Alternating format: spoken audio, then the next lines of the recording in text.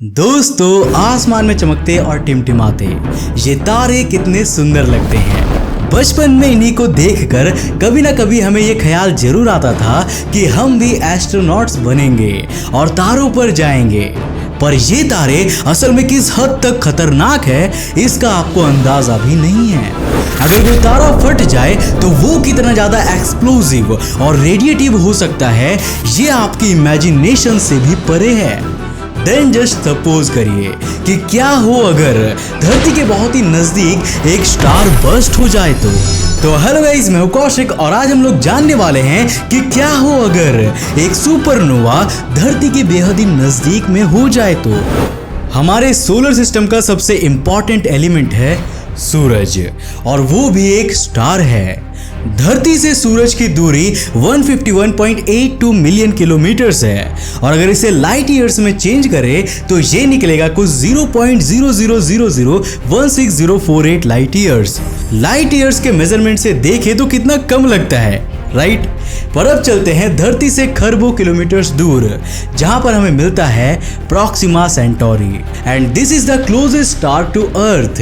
ये धरती से एस्टिमेटेड 4.246 लाइट ईयर्स की दूरी पर मौजूद है, यानी कि सूर्य की डिस्टेंस से 2,64,000 गुना ज्यादा। इसके बाद बर्नार्ड स्टार आता है जो कि अराउंड 5 लाइट ईयर्स दूर है एंड सो ऑन। अब मैं आपसे एक सवाल पूछता हूँ, क्या स्टार्स मूव करते हैं या नहीं? इस वीडियो को यहीं पॉज करके अपने जवाब कमेंट्स में लिखो। क्यों लिख दिया?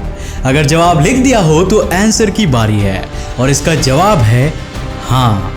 दरअसल एंशिएंट टाइम्स में ज़्यादा टेक्नोलॉजी नहीं थी तो सबने इसी बात पर यकीन कर लिया था कि स्टार्स अपनी जगह पर स्टिल रहते हैं।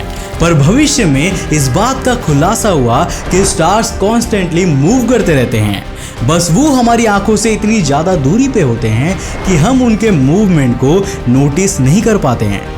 अब इससे पहले कि हम आपको बताएं कि सुपरनोवा के धरती के पास फटने से क्या होगा, पहले हर स्टार और बर्स्ट आउट के बारे में कुछ इंपॉर्टेंट चीजों के बारे में जान लीजिए। किसी तारे में होने वाली एक्सप्लोजन्स को 4 कैटेगरीज में डिवाइड किया गया है: नोवा, सुपरनोवा, हाइपरनोवा और किलोनोवा। अब सबसे पहले बात करते हैं नोवा की। नोवा का मतलब होता है न्यू स्टार। जैसे कि आप इसके नाम से सोच रहे होंगे कि ये नए स्टार के जन्म को कहते हैं, बट आप गलत हो। दरअसल जब एक बाइनरी स्टार सिस्टम में एक व्हाइट ड्वार्फ अपने कंपेनियन स्टार से मैटर को लगातार खींचता रहता है तो इस व्हाइट ड्वार्फ के सरफेस में एक न्यूक्लियर एक्सप्लोजन होता है। ये धरती से हमें अचानक से बहुत ज्यादा चमकीला दिखता है और धीरे धीरे फेड होता रहता है।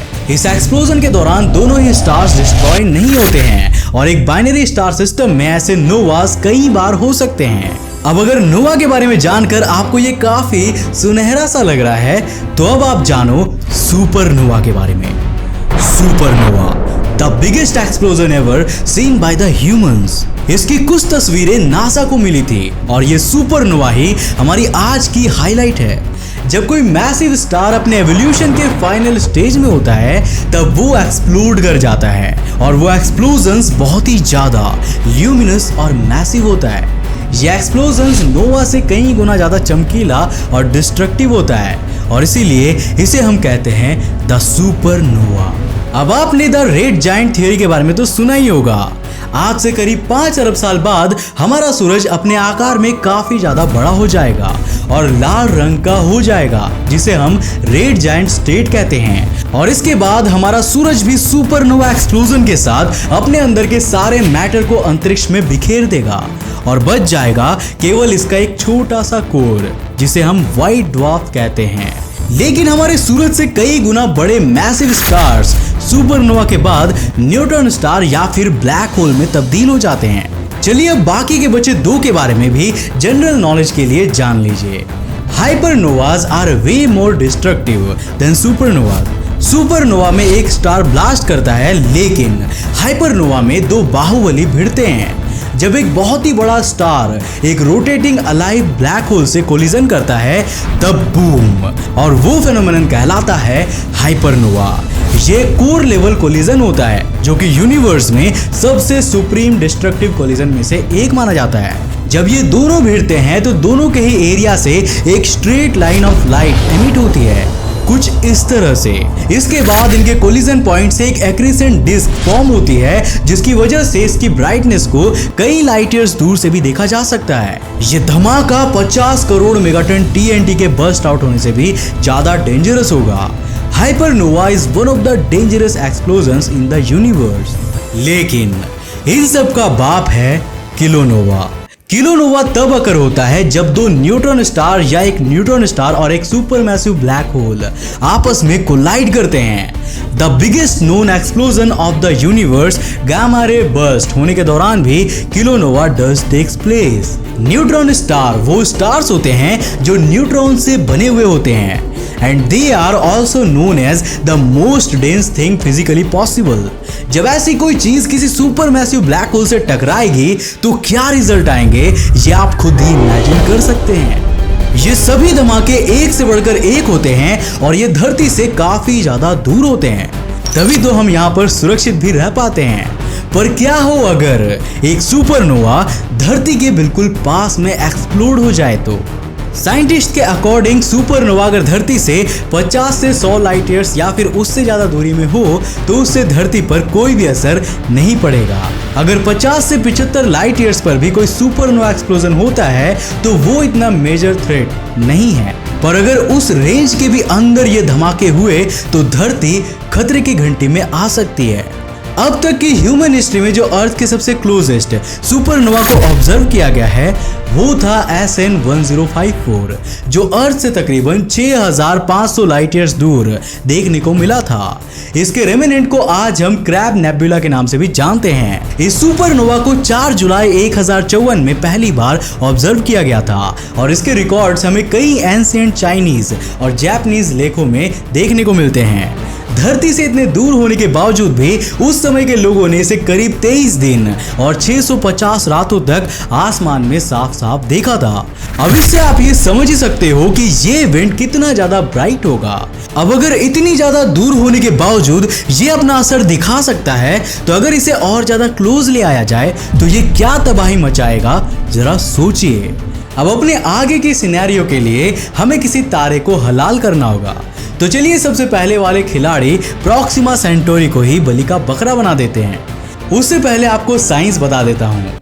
एक्चुअली रियल लाइफ में luckily Proxima Centauri will never go supernova, क्योंकि वो तारा इतना बड़ा है ही नहीं कि वो सुपरनोवा स्टेज में जा पाए। लेकिन फिर भी हम लोगों ने कुछ भी करके उसे इस लायक बना दिया कि वो सुपरनोवा कर पाए, और ऐसा कल ही हो जाए। तो मन की जितने भी मुरादें हैं, जितने भी इमेजिनेशंस हैं और जितने भी प्लान्स हैं कि वो आपको करना है, उसे हासिल करने के लिए बिना पैसों की परवाह किए निकल जाइए, क्योंकि आपके पास ज्यादा से ज्यादा केवल 5 सालों का समय ही बचा है।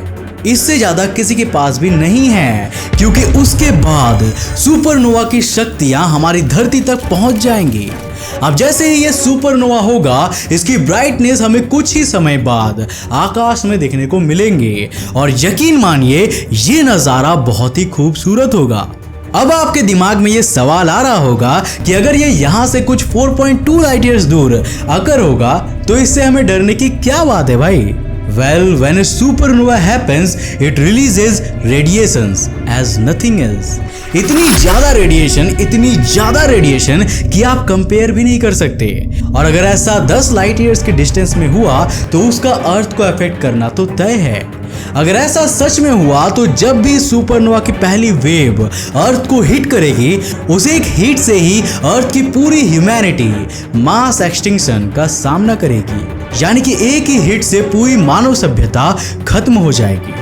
ये आज से 65 मिलियन साल पहले हुए डायनासोर एस्ट्रॉइड कोलिजन वाले मास एक्सटिंक्शन से भी कई गुना डिस्ट्रक्टिव और क्विक होगा।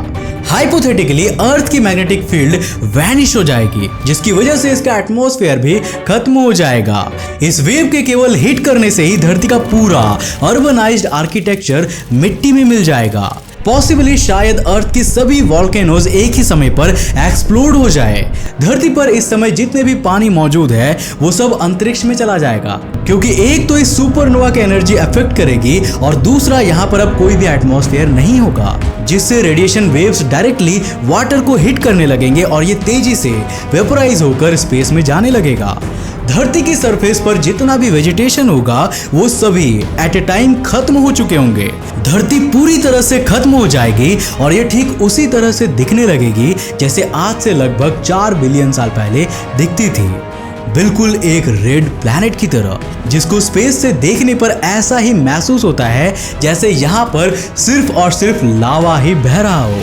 पर ये सब कुछ सिर्फ अर्थ पर ही नहीं होगा, बल्कि हमारे सोलर सिस्टम पर मौजूद सभी प्लैनेट्स और उनके आसपास की हर एक चीज इस इंसिडेंट से ग्रसित होंगी। लेकिन वो कहते हैं ना, हर सिक्के के 2 पहलू होते हैं, एक अच्छा तो एक बुरा। पर आप यहाँ उम्मीद मत जगाइए, क्योंकि यहाँ पर दोनों पहलू बुरे ही हैं। दूसरे केस में अगर सुपरनोवा इतने करीब हुआ तो उससे इतनी एनर्जी निकलेगी जिसके एक ब्लो से ना तो अर्थ के पानी को कुछ होगा और ना ही उसकी बिल्डिंग्स को, बल्कि इससे पूरी की पूरी धरती ही डिस्ट्रॉय हो जाएगी और उसके टुकड़े स्पेस में घूम रहे होंगे। आपकी लाशें भी हो सकता है स्पेस में घूमे, जैसे इन्फिनिटी वॉर में एसगार्डियंस की घूम रही थी। Just a joke. लेकिन 100 बात की एक बात यह है कि सुपरनोवा किसी भी हाल में अगर हुआ और वो भी इतने ही क्लोज डिस्टेंस पर हुआ तो मानवता का विनाश होना तो निश्चित है। अब हम लोग बहुत ही लकी है कि अर्थ इस मिल्की वे गैलेक्सी के one of the safest zones में आती है, जहां पर एस्ट्रॉइड से बचने के लिए जुपिटर है। इसके अलावा हमारी अर्थ हैबिटेबल जोन में आती है, वरना अगर अर्थ की पोजीशन एक भी प्लैनेट आगे या पीछे होती तो यहाँ पर कभी भी जीवन इतने आसानी से पॉसिबल नहीं था। अर्थ का सबसे करीबी स्टार जो कि सुपरनोवा एक्सप्लोजन कर सकता है वो है आइकी पेगासी, एंड लकीली ये भी अर्थ से अराउंड 150 लाइट ईयर्स दूर है, जिसका मतलब है एक्चुअल में अगर सुपरनोवा हुआ भी तो भी अर्थ सेफ है। लेकिन अर्थ की ये पोजीशन केवल एक कोइंसिडेंस है या किसी के द्वारा सोची समझी लोकेशन? मुझे पता है कि आपके दिमाग में भी ऐसे कई सारे सवाल चलते रहते हैं और वो सवाल आप हमसे कमेंट सेक्शन में बार बार पूछते रहते हो।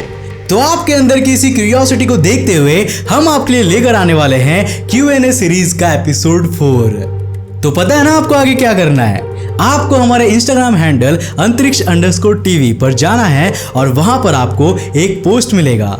इस पोस्ट के कमेंट सेक्शन में आपको अपने सारे सवालों को पूछना है, लेकिन हाँ याद रहे कि वो सवाल स्पेस से जुड़े हो और आप #AskKaushik का यूज जरूर करना, क्योंकि ये हैशटैग यूज नहीं करोगे तो क्वेश्चंस एक्सेप्ट नहीं किए जाएंगे। और हाँ, आपके सवाल केवल इंस्टाग्राम से ही ले जाएंगे, तो यहाँ यूट्यूब के कमेंट सेक्शन में लिख के कोई फायदा नहीं। तो इंस्टाग्राम पे जाओ और अपने सारे सवाल पूछ लो और जल्द से जल्द मैं आपके लिए लेकर आऊंगा Q&A सीरीज का एपिसोड 4। उम्मीद है कि आपको आज की इस वीडियो से कुछ नया जरूर सीखने को मिला होगा। अगर हाँ तो इस वीडियो को लाइक करने के साथ साथ अपने फ्रेंड्स के साथ जरूर शेयर करना।